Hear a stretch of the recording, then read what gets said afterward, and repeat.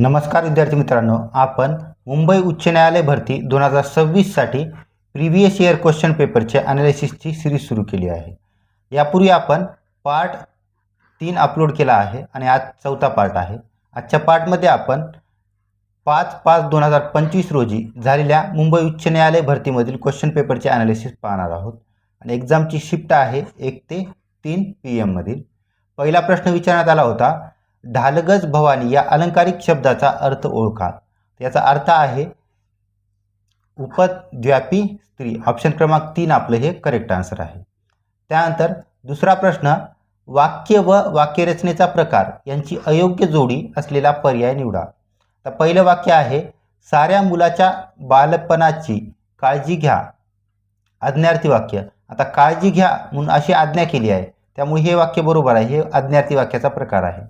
दुसरं वाक्य आहे, लहान मुलाला कल्पना नसावी। विद्यार्थी वाक्य। आता वाक्याच्या शेवटी जर वावी विवे येत असेल तर तो विद्यार्थी वाक्याचा प्रकार असतो, त्यामुळे हे पण वाक्य बरोबर आहे, विद्यार्थी वाक्य आहे। समुद्र खूपच अस्वस्थ झाला। विधानार्थी वाक्य। आता इथे एक विधान केलं आहे सिंपल, समुद्र खूपच अस्वस्थ झाला म्हणून हे विधानार्थी वाक्याचा प्रकार आहे। समुद्र अस्वस्थ होतो। संकेतार्थी वाक्य। आता याच्यामध्ये कोणताही संकेत नाही आहे, त्यामुळे हे संकेतार्थी वाक्य होणार नाही। ऑप्शन क्रमांक 4 आपलं चुकीचं आहे। आपल्याला काय अयोग्य विचारलंय, तर अयोग्य आहे फक्त 4, त्यामुळे हे आपलं करेक्ट आन्सर आहे। तिसरा प्रश्न, वहीम या अलंकारिक शब्दाचा अर्थ सांगा। तर याचा अर्थ होतो संशय। वहीम म्हणजेच संशय। वाऱ्याला समानार्थी शब्द आहे पवन। त्यानंतर चौथा प्रश्न, सुनील घरात जा वरील वाक्यरचना कोणत्या प्रकारची आहे। घरात जा। आता इथं काय आज्ञा दिली आहे घरात जा म्हणून, हे आज्ञार्थी वाक्य होईल। ऑप्शन क्रमांक 3 आपलं करेक्ट आन्सर आहे। पाचवा प्रश्न, खालीलपैकी योग्य उद्गारार्थी वाक्यरचना ओळखा। आपल्याला उद्गारार्थी वाक्य ओळखायचं आहे। 4 वाक्य आहेत। पहिलं वाक्य आहे, हाय अखेर वाघाने त्या हरणावर झडप घातलीच। असं घडलंच कसं, तिला पाहायला पाहुणे आलेत। मी आपला काय बोलणार। आता जर पहिलं वाक्य पाहिलं तर पहिल्या वाक्यामध्ये हाय हे उद्गारार्थी शब्द वापरला आहे, त्यामुळे पहिलेच विधान आपले योग्य आहे, ते विधानार्थी वाक्य आहे।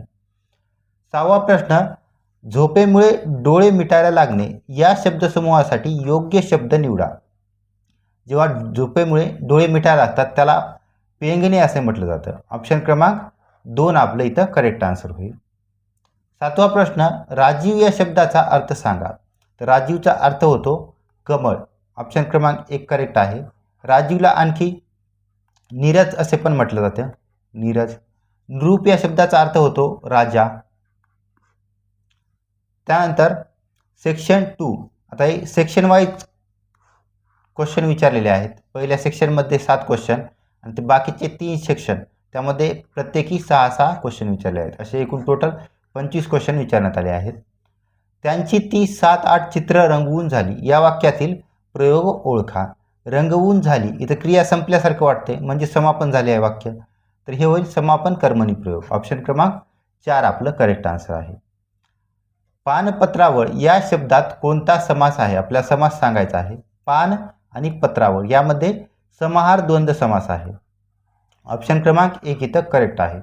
कर्मधारण्य समास यामध्ये एक विशेषण असतं, विशेषण कोणतेही। त्यानंतर इतरेतर द्वंद्व समास यामध्ये दोन्ही पदे महत्त्वाचे असतात, जसे की आई वडील, बहीण भाऊ, पत्नी पत्नी। त्यानंतर तत्पुरुष समास। तत्पुरुष समासामध्ये जेव्हा आपण विग्रह करता या शब्दाचा, तेव्हा आपल्याला काय विभक्तीचे प्रत्यय मिळतात, विभक्तीचा प्रत्यय लागतो। जसं की कृष्णाश्रित, कृष्णाश्रित, याचा जर विग्रह केला तर काय होईल, कृष्णाला आश्रित। म्हणजे इथं ला हा प्रत्यय विभक्तीचा प्रत्यय लागतोय, कोणत्या, द्वितीय विभक्तीचा प्रत्यय, त्यामुळे हे काय होईल तत्पुरुष समास, किंवा यालाच उपप्रकार जर विचारलं तर द्वितीय तत्पुरुष समास। त्यानंतर पुढील वाक्याचा प्रयोग ओळखा। माझी कथा पूर्ण वाचून झाली।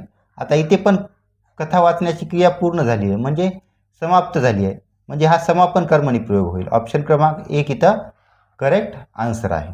त्यानंतर चौथा प्रश्न, पाटी पेन्सिल या शब्दाचा समास सांगा। पाटी आणि पेन्सिल इथे दोन्ही पदे महत्त्वाचे आहेत। हे इतरेतर द्वंद्व समासाचं उदाहरण आहे. ऑप्शन क्रमांक 1 आपलं करेक्ट आन्सर आहे. बहुव्रीही समास इथे दोन्ही पदे महत्त्वाची नसतात. यावरून दुसऱ्याच एखाद्या व्यक्तीचा बोध होतो, जसं की नीळकंठ. नीळकंठ याच्यावरून आपला काय भगवान महादेव यांचा बोध होतो, जसं की निळा आहे कंठ ज्याचा तो. त्यानंतर वक्रतुंड. द्विगु समास. द्विगु समासामध्ये पहिले पद संख्या विशेषण असते, जसं की पंचपाळे, सप्तर्षी. त्यानंतर अव्ययीभाव समास. अव्ययीभाव समासामध्ये पहिले पद महत्त्वपूर्ण असते किंवा प्रधान असते, जसे की अजन्म, दररोज, आमरण या प्रकारचे शब्द. त्यानंतर 5वा प्रश्न, रम्य अर्थाचा पुढीलपैकी कोणता शब्द नाही? आपल्या याचा समानार्थी शब्द नाही आहे तो सांगायचा आहे. आता मिलिंदचा अर्थ होतो भुंगा. त्यानंतर अभिरण, रमणीय आणि मनोहर हे तिन्ही पण रम्य या शब्दाचे समानार्थी शब्द आहेत, त्यामुळे हे तिन्ही कॅन्सल होतील. आपल्याला नाही ते विचारले तर मिलिंद नाही आहे. ऑप्शन क्रमांक 1 आपलं इथं करेक्ट उत्तर आहे. वासर या शब्दाचा समानार्थी शब्द सांगा. वासर म्हणजेच रजकण. ऑप्शन क्रमांक 1 इथं आपलं करेक्ट आन्सर आहे. त्यानंतर आता सेक्शन 3. सेक्शन 3 मधील पहिला प्रश्न, त्याज्य या शब्दासाठी विरुद्धार्थी असलेला शब्द सांगा. त्याज्यचा विरुद्धार्थी होतो ग्राह्य. ऑप्शन क्रमांक 4 हे योग्य आहे. रंक या शब्दाचा समानार्थी शब्द ओळखा. राजाचा रंक याचा विरुद्धार्थी आहे दोन्ही शब्द. आता रंकचा समानार्थी कोणता होईल तर कंगाल, ज्याच्यापाशी काही नाही येते. त्यामुळे ऑप्शन क्रमांक 2 आपलं इथं करेक्ट आन्सर आहे. खालीलपैकी योग्य विरुद्धार्थी शब्द जोडी ओळखा. विरुद्धार्थी विचारलंय. हताश, निराश दोन्ही समानार्थी आहेत, त्यामुळे हे चुकीचं आहे. ही जोडी काय समानार्थीची आहे, समानार्थी. त्यानंतर इहलोक, परलोक हे इहलोक म्हणजे आपण जे राहतात ते, परलोक म्हणजे दुसरे लोक, जसं की स्वर्ग, नर्क या प्रकारचे, किंवा इतर काही जिथे एलियन्स राहतात ते समजा. हे काय झाले विरुद्धार्थी झाले.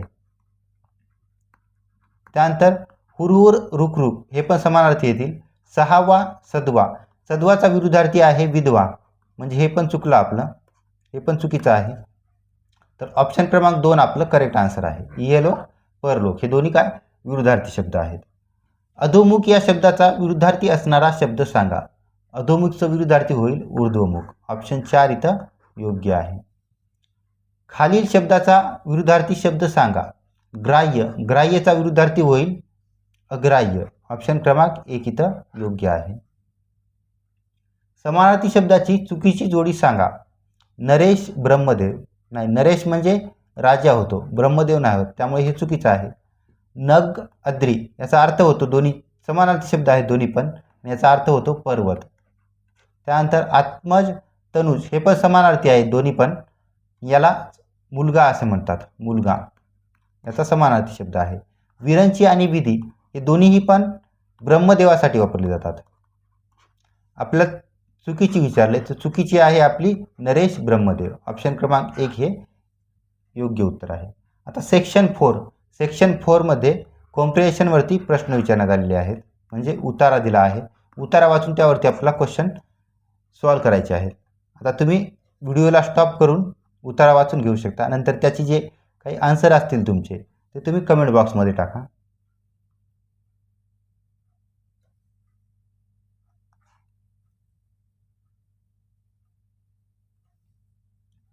त्यावरती पहिला प्रश्न विचारण्यात आला आहे, श्री समर्थांनी किती मठांची स्थापना केली?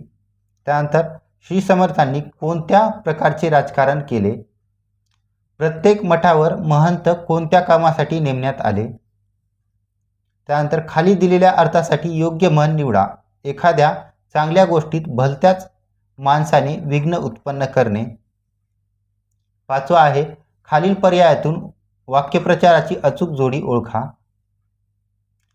या सेशनच्या PDF-साठी सर्वज्ञ एज्युकेशन या टेलिग्रामला जॉईन करा, व्हिडिओला लाईक करा आणि चॅनलला सबस्क्राईब करा. तुमचे काही सजेशन असतील तर कमेंट बॉक्समध्ये कमेंट करा.